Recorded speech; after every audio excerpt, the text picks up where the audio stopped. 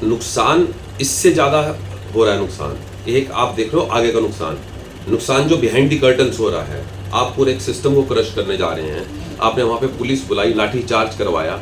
आपको ये अथॉरिटी किसने दी थी? और आपने जो हमें वहाँ पे विजुलाइज अभी तक हो पाया है, जो कुछ वायरल हुई हैं वीडियोस वगैरह जो हमने देखी हैं या हमने टीवी पर देखा है या सोशल मीडिया पर देखा है कि ये चीज़ शोभा देती है उनको ये काम करते हुए। नमस्कार, मैं जय निवास एक बार पुनः कोर्ट परिसर से मैं गाजियाबाद आपको याद दिलाता हूं। जो गाजियाबाद कोर्ट परिसर में जो कुछ हुआ वह शर्मसार तो करता ही है जज और वकीलों के लिए। इस बीच एक और वकील अपने बातों से खूंखार शब्द कहने वाले, अपने बातों से लोगों को निडर पैदा करने वाले शख्सियत को अपने आपके स्क्रीन पर पेश करने जा रहा हूं। आप तब तक धैर्य से बने रहें।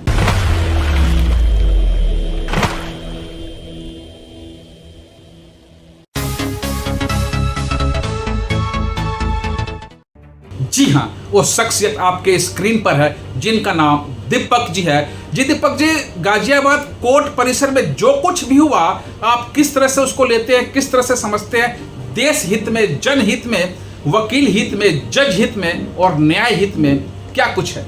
देखिए जी, ये किसी के भी हित के लिए नहीं हुआ है। इसके अंदर सबका अहित है। अगर हम देश का लेते हैं तो देश की जो मजबूत एक पालिका मानी जाती है वो न्यायपालिका मानी जाती है। और न्यायपालिका के अंदर जजेस आते हैं तो एडवोकेट्स भी आते हैं। दोनों ही ऑफिसर ऑफ द कोर्ट माने जाते होते हैं। Times production, media, films, wedding and events, Delhi NCR और ऑल इंडिया। व्हाट्सएप 999118553332। अगर इस तरह की रिफ्ट्स आपस में होंगी और इस तरीके से लाठी चार्ज कराया जाएगा तो देश भी नहीं चल सकता। मेरे को ये नहीं समझ में आया कि वहाँ के डिस्ट्रिक्ट जज साहब क्या मैसेज देना चाहते थे। हर जगह दो पक्ष होते हैं। अगर हम अपनी पार्लियामेंट के अंदर भी जाते हैं तो एक पक्ष होता है रूलिंग पार्टी जिसे हम कहते हैं, एक विपक्ष होता है जिसे हम ओपोजिशन कहते हैं। जनरली क्या होता है, जब भी सेशन होता है तो जो रूलिंग पार्टी होती है ओपोजिशन उनके खिलाफ बोलती है। तो क्या रूलिंग पार्टी जब भी ओपोजिशन उनके खिलाफ बोले या उनके बात से वो सहमत ना हो तो क्या रूलिंग पार्टी वहाँ पे पुलिस को बुला के ऐसे उनको पिटवाना शुरू कर देगी? क्या हम मैसेज देना चाहते हैं कि अगर आपकी ओपोजिशन जो भी है, अगर वो आपकी बात से सहमत नहीं हो रहे तो आप पुलिस को बुलाएंगे। आपके पास कंटेम्प्ट दे सकते थे, जुडिशियल पावर्स थी, आपके पास एडमिनिस्ट्रेटिव पावर्स थी, आप उस पर एक्शन ले सकते थे। आपके पास 100 रास्ते थे इस चीज को बड़ा पीसफुली निपटाने के लिए, लेकिन आपने वहां पे फोर्स यूज करने के सोची ही नहीं बल्कि फोर्स इस्तेमाल करवाई। क्या सोचकर करवाई थी कि वहां पे आप एक जलियांवाला कांड करना चाहते थे? यह घटना या इस तरह के इंसिडेंट आम पब्लिकों पे हुआ करता है, लेकिन एक जज और वकील के बीच इस तरह की घटना हुई। इस दलील को अब किस कोर्ट में पेश किया जाएगा और वहां से क्या अंजाम आने की उम्मीद है? देखिए जी, इसके अंदर जो मेरे संज्ञान में आई है बात कि वहाँ की बार ने शायद कोई रिट प्रेफर कर दी है और इलाहाबाद हाई कोर्ट के आगे उन्होंने फाइल कर दी है और शायद वो लिस्टिंग में आने भी वाली है।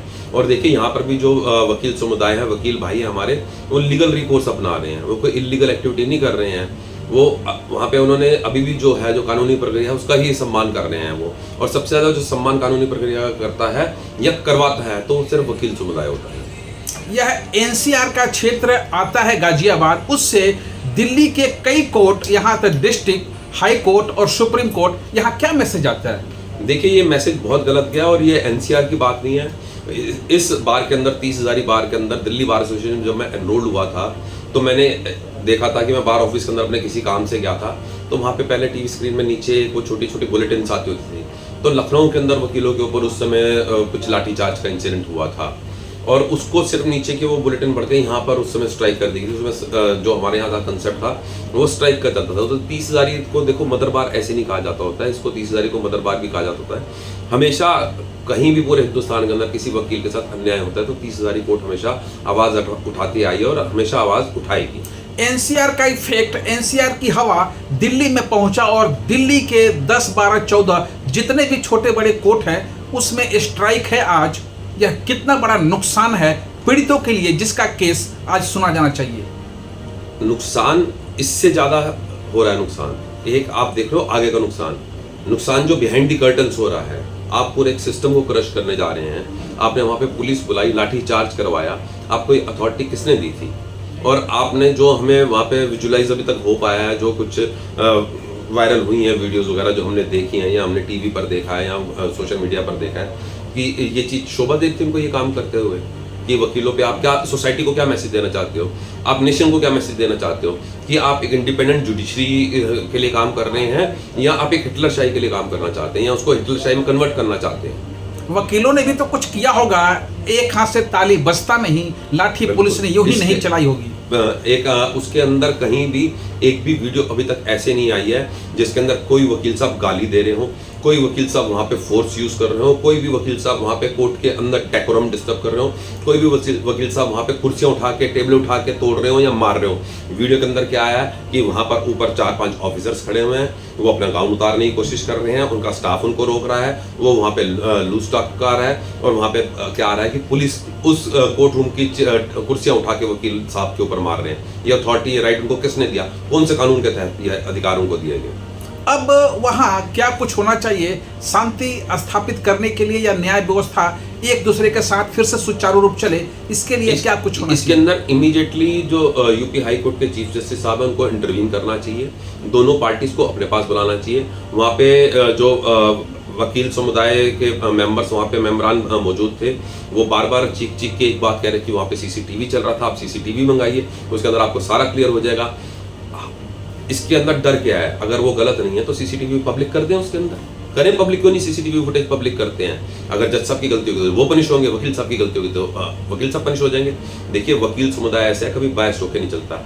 हमारी अपनी भी संस्था है, जैसे हम बार काउंसिल कहते हैं। जब किसी वकील साहब के खिलाफ कंप्लेंट आती है और उसमें सब्सटेंस मिलता है तो वो उनके खिलाफ कार्रवाई करते हैं। जब उनके पास कंप्लेंट आती है कि वकील साहब के साथ अन्याय हो रहा है और उसका कंप्लेंट के अंदर सब्सटेंस मिलता है तो वकील साहब के हक में खड़े होते हैं। कभी भी हम बायस्ड होकर वन साइड नहीं चलते हैं, हम हमेशा देखते हैं। तो इसी तरीके से अगर आपको नजर आता है कि हाँ जी जज साहब की गलती थी तो आप उनके खिलाफ कार्रवाई करिए। क्यों नहीं करते आप कार्रवाई? कौन रोक रहा है आपको इस चीज के बारे में?